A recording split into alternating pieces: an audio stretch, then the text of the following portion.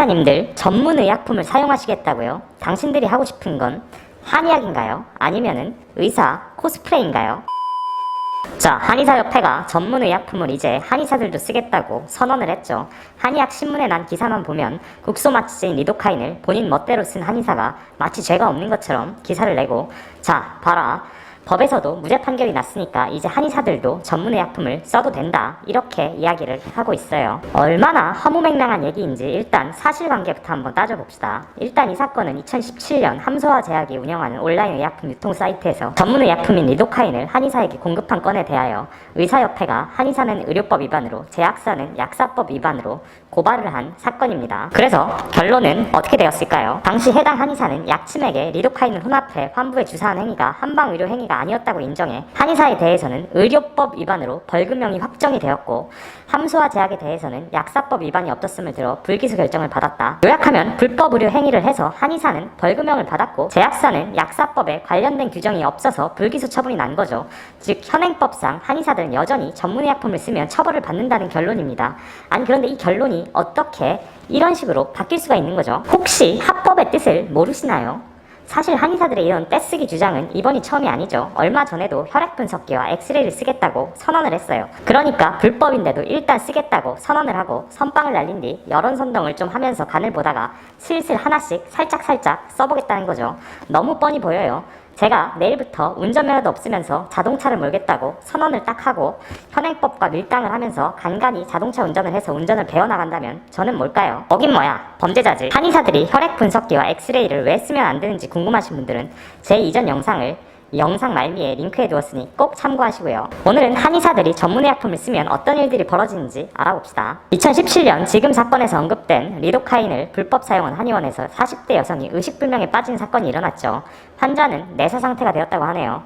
안타까운 일입니다. 아니, 이 사건 하나만 보고도 한의사들이 얼마나 뻔뻔한지 알 수 있죠. 불법적인 시술로 사람이 내사 상태에 빠졌으면 반성하고 자숙을 해도 모자를 파네 입 싹 씻고 뭐요? 이제부터 쭉 좀 써보겠다고요? 에라이, 이 사람. 한의사들은 전문의약품의 용법과 용량을 정확히 알지도 못하고 그들만의 방법으로 소위 치료라는 이름하에 침 같은 데다 섞어서 여기저기 찌르니까 포멀하게 사용하는 의사들보다 일단 사고가 날 확률이 높아질 수밖에 없습니다. 또 전문의약품을 사용하였을 때 발생할 수 있는 응급상황에 한의사들은 적절히 대처할 수가 없어요. 전 한의협 회장님도 단식하시다 흉통이 느껴지시면 응급실로 가시고, 대전에 있는 한의원에서 한약 먹다 마비 증상 정도만 와도 대처할 수 없어서 병원으로 가고, 심지어 한방 박람회에서 사람이 쓰러져도 대처하는 건 한의사가 아니라 의사입니다. 전문의약품을 규정대로 사용하지 않고 그에 대해 발생하는 사고에 대하여 책임지지도 못하면서 한의사들은 전문의약품 사용을 주장하고 있습니다.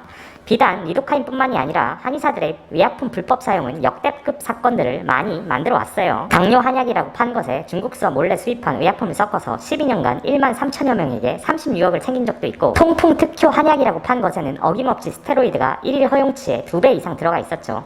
당연히 환자들은 스테로이드 과용으로 쿠싱 증후군을 겪게 되었고요. 두 사례다 한의원들은 떼돈을 벌었습니다. 웃기지 않습니까? 그냥 한약에 전문의약품을 섞어서 사용한 것 뿐인데 한의학이라는 신비감이 더해져 당시에는 명약이 된 거죠. 당연히 입소문을 타게 되었을 거고 그 다음부터는 돈을 벌었겠죠. 부작용을 생각 안 하고 약을 쓰면 당연히 효과가 더 좋을 수밖에 없습니다. 그러나 어떤 약이건 부작용이 있고 환자의 컨디션과 지병, 기타 상태 등을 고려하여 적절한 용법으로 적절한 용량을 적절하게 투약하여야 하는 게 전문의약품입니다. 의사들도 본인이 잘 아는 약 이외에 타과의 약을 처방할 때는 신중에 신중을 기합니다. 특히 소아나 노인, 면역저하자, 만성신부전 환자, 임산부 등등등 전문의약품을 처방할 때 주의하여야 할 환자군은 전문이라도 처방이 쉽지 않아요. 이런 부분들을 과연 한의사들이 알까요? 한의사 여러분의 양심에 묻습니다. 당신들이 배운 한의학은 엑스레이를 판독하고 혈액검사를 분석하고 전문의약품을 임의로 사용하는 것입니까? 전문의약품을 다룰 자격과 능력이 당신들에게 있습니까? 환자에게 해를 끼치지 않을 자신이 있습니까? 제발 양심을 지키며 삽시다.